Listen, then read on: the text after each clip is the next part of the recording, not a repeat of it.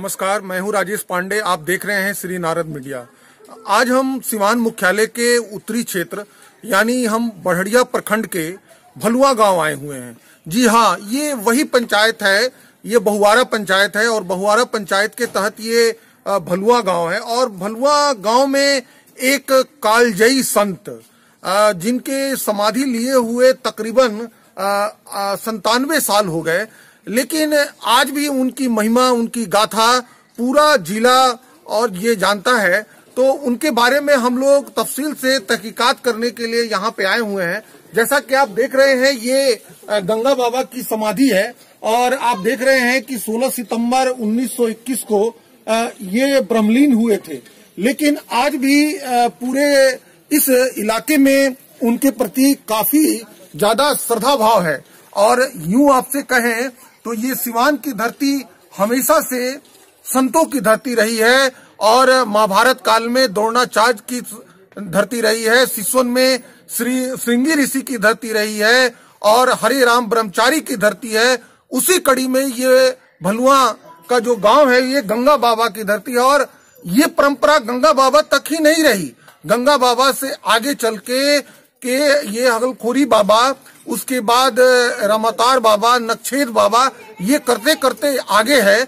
और आपको ये बता दें कि प्रत्येक वर्ष उनके इसी तिथि को, यानी ये यहाँ पे पूरी जोर शोर से तैयारी चल रही है और 27 तारीख को यहाँ एक बहुत बड़ा आयोजन होने वाला है, मेला लगता है। यहाँ के ग्रामीण बंधु बता रहे हैं कि तकरीबन 50,000 से 1 लाख लोग यहाँ आते हैं, प्रसाद ग्रहण करते हैं।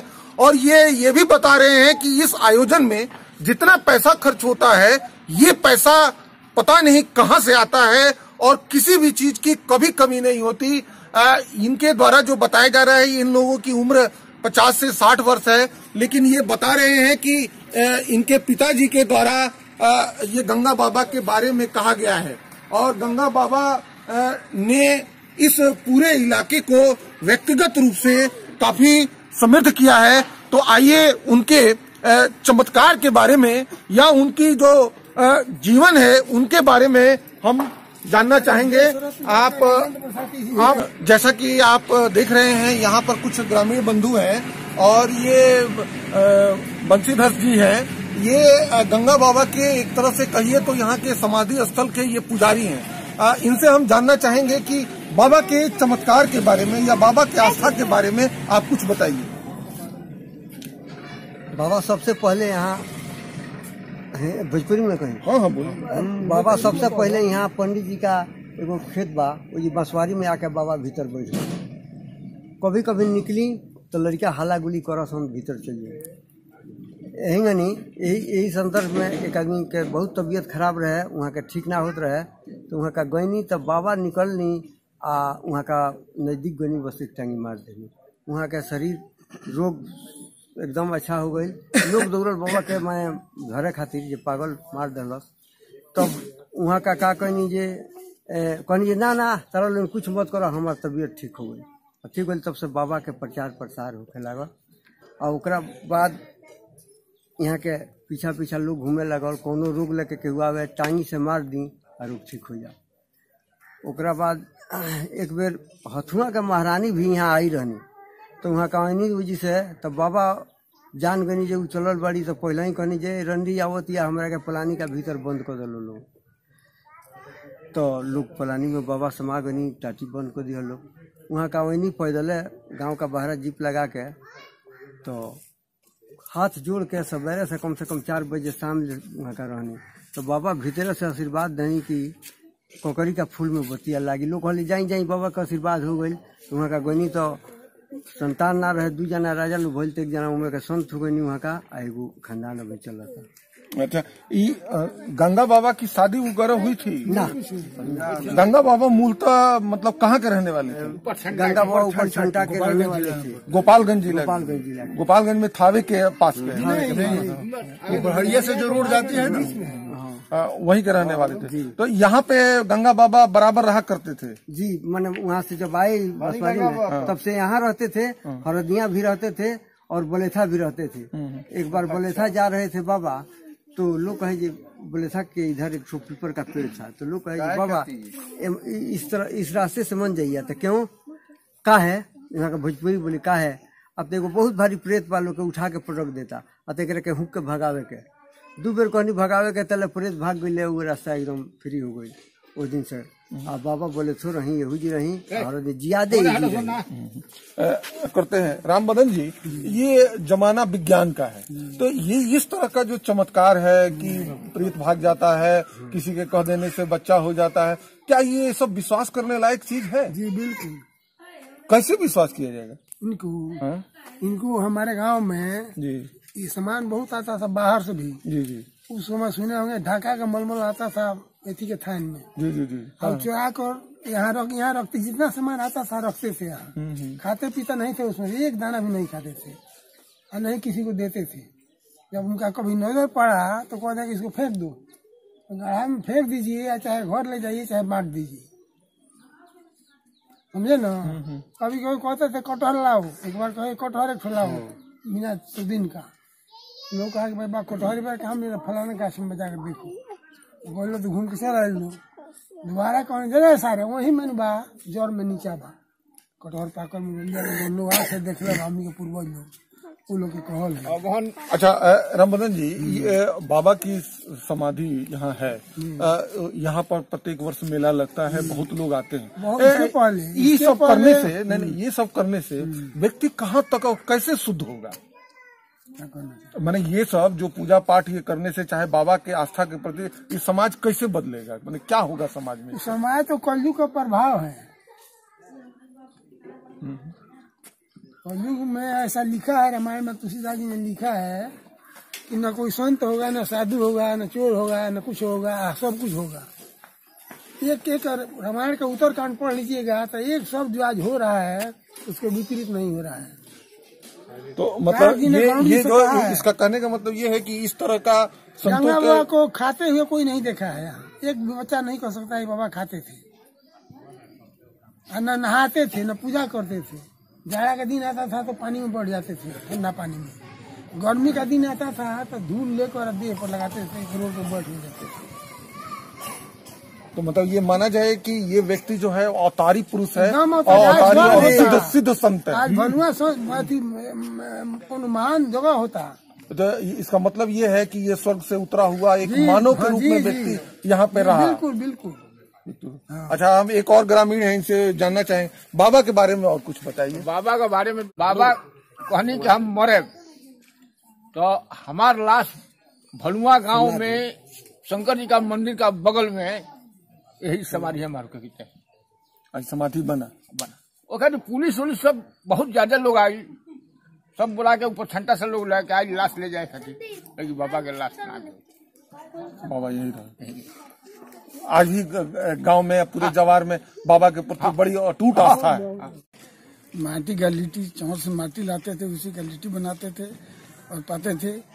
वैशाख जेठ की धूल में धूल से ही नहाते थे। जब काफी गर्म हो जाता था जमीन तो उसमें बालू में लौटा करके नहाते थे। कहते थे कि यही गंगा आई है, इसी को गंगा जल कहते थे। और मिट्टी का लिट्टी खाते थे। जो अगर कोई रोगी आता था उसको मार देते थे, अगर कोई पागल था उसको भी मार करके या उसका पागलपन दूर कर देते थे। अपने साथ में एक लाठी और एक टांगी रखते थे। इसके अलावा उनके कभी कभी निवस्त्र रहते थे, कभी कभी डांड में कुछ वस्त्र लगा लेते थे। जाड़ा गर्मी के दिन में अति में स्नान करते थे, बालू से स्नान करते थे।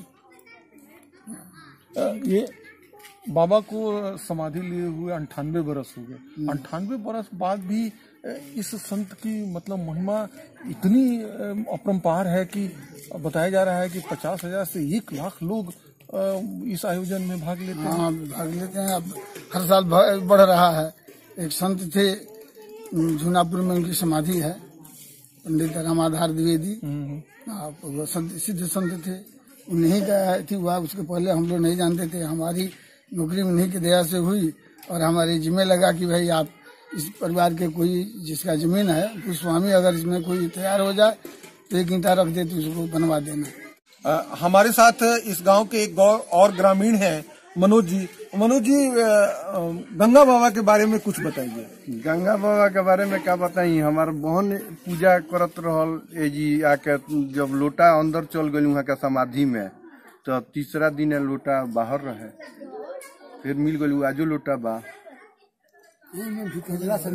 मतलब इनार नहीं रहे वहाँ के समाधि। मतलब काफी आस्था है, काफी विश्वास है लोगों का जो बाबा पे। हाँ, ऑन सीजन में गेहूं जौ, यह बेरा के सीजन में गेहूं जौ वहाँ का कहब जे हो जी से काट ले वो पीट दो, तो यही बेरा ऑन सीजन में कोनो सामान कहब जे हो जी, आम बा आम एक ढका तूर ले वो, तो जाब तो रहुआ गाछ पर आम पाए। तो और ग्रामीण है, बाबा के बारे में बताइए।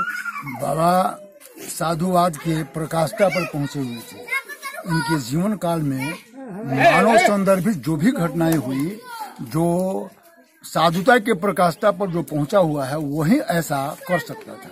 ये लोगों की देखी हुई बात है, और चूंकि सारी चीजें तुम्हारे के सामने घटती ही नहीं है, इतिहास को भी अहमियत देना पड़ता है। तो बाबा के जीवन काल में जो भी घटनाएं घटित हुई, वह ईश्वरीय संपन्न व्यक्ति ही वैसा कर सकता है।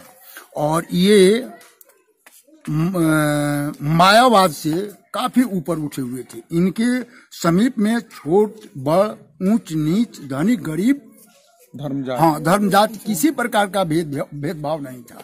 इनका शरीर, इनका हृदय जो था परम पवित्र और निश्चल था। भलुआ स्थित गंगा बाबा सेवा जो यहाँ एक ट्रस्ट चलता है, उस ट्रस्ट के सचिव अभिषेक जी हमारे साथ हैं। अभिषेक जी, ये बताइए कि यहाँ जो सालाना ये पिछले 97-98 वर्ष से ये चल रहा है, ये इस तरह का कार्यक्रम जो है, इसका क्या प्रायोजन है और ये कब से चल रहा है?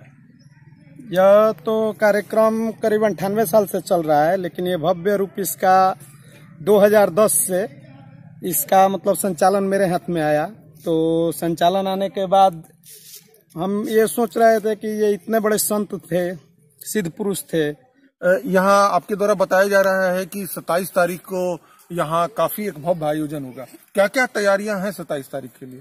27 तारीख को सबसे पहले सुबह में स्वास्थ्य शिविर लगेगा 10 बजे, जिसमें हजारों मरीजों का इलाज होता है। 2010 से ये लोग हम लोग कंटिन्यू लगा रहे हैं स्वास्थ्य शिविर। प्रति साल मतलब 700-800 1000। इस साल डॉक्टर लोग बाहर से आते हैं जी। इस साल डॉक्टर यहाँ हैं पटना एम्स के अभिषेक रंजन, वो गोपालगंज में भी बैठते हैं 3 दिन और बाकी दिन पटना में रहते हैं।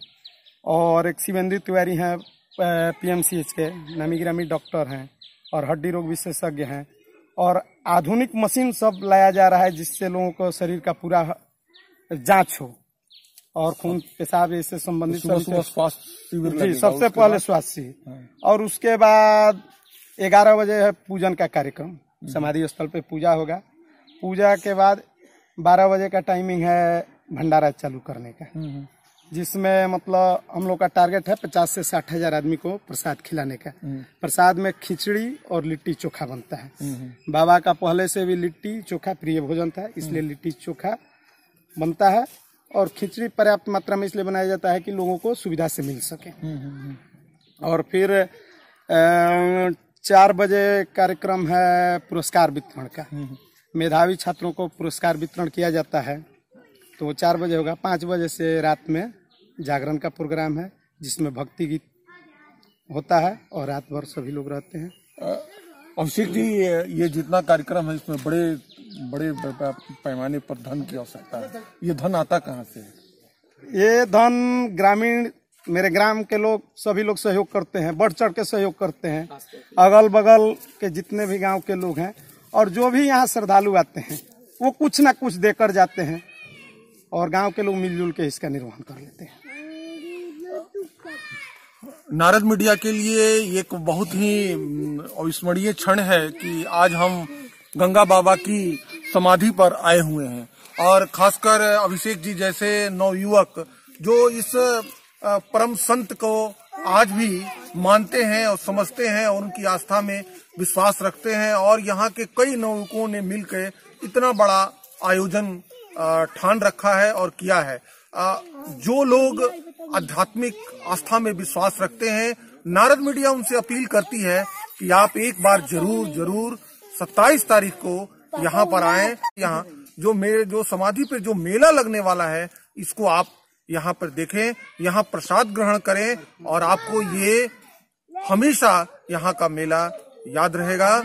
और इसी के साथ आपका धन्यवाद।